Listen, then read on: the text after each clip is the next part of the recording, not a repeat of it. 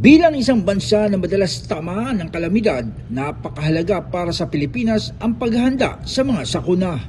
At para kay One Pacman Party List First Nominee Milka Romero, sa barangay level nagsisimula ang lahat.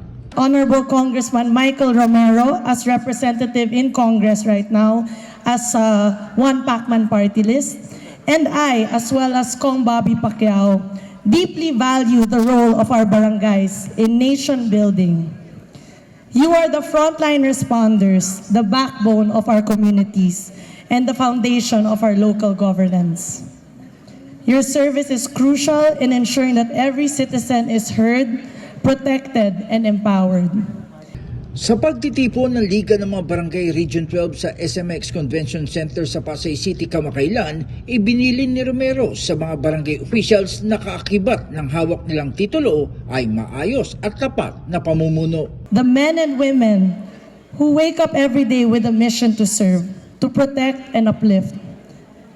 Your work may sometimes go unrecognized, but rest assured it is indeed invaluable. Each program you implement, each problem you solve, and each life you improve, all contributes to a stronger nation. As we move forward, One Pacman Party List stands with you. We continue to champion laws and programs that empower barangays, ensuring that you have the support and resources needed to fulfill your mission. Pangako ni Romero, ang One Pacman ay magiging kaakibat ng bawat barangay sa bansa sa pagpapaunlad ng komunidad at buhay ng mamamayan. Together we can build a future where every community thrives, and together let us build barangays that are not just prepared for challenges but are thriving, progressive, and empowered. Diin ito dapat ay paglaanan ng sapat na pondo ng gobyerno mga barangay upang maging mabilis ang gagawing pagtugon sa lahat ng hamon kasama na ang mga kalamidad. Bukod dito, dapat ang mga pambansang lider ay bumababa sa mga barangay para higit na mapulsuhan ang kanilang mga pangangailangan.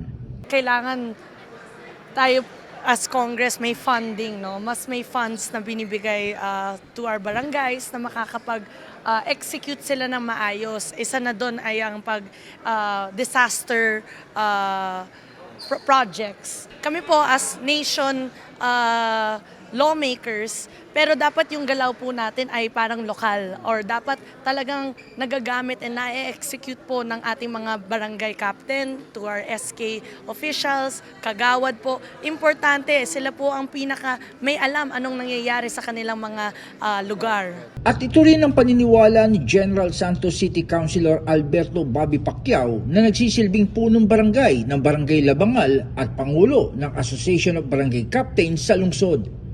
Sa barangay official, katungkulan natin bilang official, ano talaga tayo, talagang always reading, maghanda po tayo kung anumang mga sakunang darating sa ating barangay, yun po ang importante. Ang barangay, sa LGU, yun nga ang ginuuna natin, sa maghingi tayong tulong sa LGU para ang barangay, kung anumang mga kakulangan sa barangay, mayroon tayong mabigyan ng ng LGU para ang barangay kung ano yung kulang doon madagdagan lang natin kung ano yung mga sakuna. Kayo po ang first responder talaga.